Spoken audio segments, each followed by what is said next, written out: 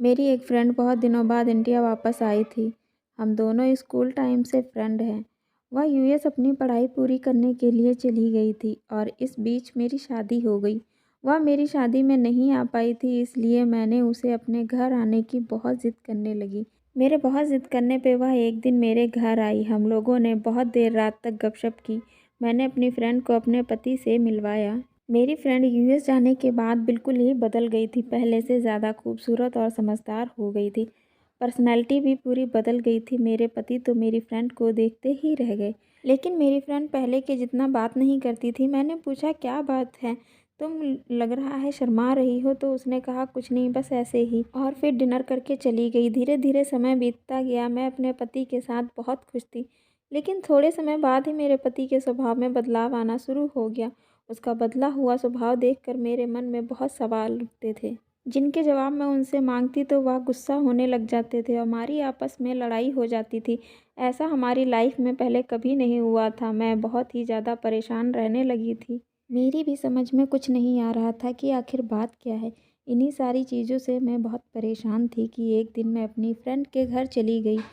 वह भी अभी इंडिया में ही रह रही थी। मेरी फ्रेंड तो घर पर नहीं थी, लेकिन उसकी मम्मी मिली। वह कहने लगी कि बेटे थोड़ी देर बैठ जाओ, वह अभी आती ही होगी, किसी काम से मार्केट गई है। नीचे हॉल में बैठकर मेरा टाइम पास नहीं हो रहा था, तो मैंने आंटी जी को बोला, मैं अपनी फ्रेंड के कमरे में ही बैठकर इंतज़ार कर लेती हूँ। आंटी ने भी मुझे फ्रेंड के कमरे में बैठने की इजाज़त दे दी। मैं अपनी फ्रेंड के कमरे में गई तो देखा कमरा सारा उथल पुथल करके रखा था उसने। तो मैं बैठी हुई बोर हो रही थी। मैंने उसे सारा सामान सेट करना शुरू कर दिया। कमरा सेट करते हुए हमारे स्कूल टाइम की कुछ पुरानी तस्वीरें मुझे मिली।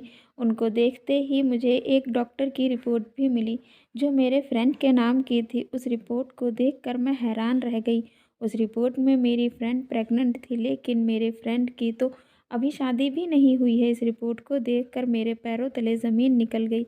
तभी थोड़ी देर में मेरे फ्रेंड घर का गेट खुलने की आवाज़ सुनाई देती है। मुझे लगता है कि मेरी फ्रेंड आ गई। मैं खिड़की से झांक कर देखती हूँ तो मुझे मेरी फ्रेंड दिखाई देती है, लेकिन उसके साथ में मेरे हस्बैंड भी थे, जो उसके माथे पे किस करके उसे बाय बोल रहे थे। यह सब देखकर मैं बहुत ही ज़्यादा हैरान हो जाती हूँ। अब मेरे कमरे में मेरी फ्रेंड आ जाती है और उसे मैं एक ज़ोर का थप्पड़ मारती हूँ और उसे उल्टा सीधा बोलना शुरू कर देती हूँ, किस किस के साथ तुम्हारा चक्कर रहेगा। एक का तो तुम अपने पेट में लेकर घूम रही हो और दूसरी तरफ मेरे पति पे भी डोरे डाल रही हो। तुम्हारी जैसी फ्रेंड से तो अच्छा होगा फ्रेंड ना होना। मैंने तुम्हें अपनी छोटी बहन माना था। और फिर मैं अपने फ्रेंड के घर से चली जाती हूँ। घर पहुँच के देखती हूँ मेरे हस्बैंड भी घर पर नहीं हैं। मैं उनको फ़ोन करती हूँ तो बताते हैं कि मैं बिज़ी हूँ थोड़ा। मुझे अब थोड़ी देर भी इंतज़ार नहीं हो रहा था। मैं अपने पति को फिर से फ़ोन करके पूछती हूँ, इस समय आप कहाँ हैं, मैं वहीं आ जाऊँगी। तो मेरे पति गुस्सा होने लग जाते हैं और मेरा फ़ोन काट देते हैं। शाम को जब वह घर आते हैं तो मैं उनसे पूछती हूँ कि आप मेरी फ्रेंड के साथ कहाँ गए थे।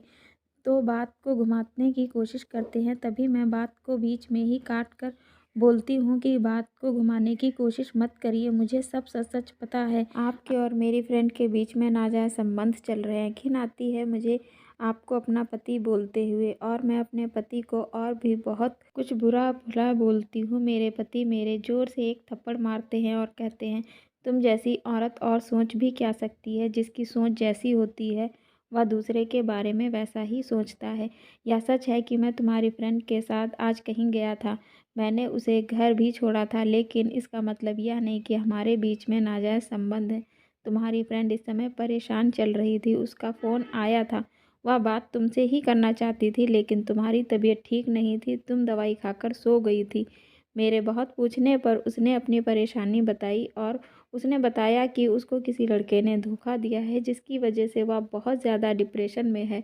वह इस समय प्रेग्नेंट है और वह मरने की कोशिश कर रही थी। तब मैंने उसको समझाया और उसको हॉस्पिटल लेकर के गया। तब मैंने ही उसका अबॉर्शन भी करवाया। और तुम्हारे जैसी शकी औरत कुछ नहीं सोच सकती। मुझे अपने पति की बातें सुनकर बहुत ज़्यादा दुख हो रहा था और गुस्सा भी आ रहा था, और मैं अपने किए हुए पे बहुत ज़्यादा पछता भी रही थी।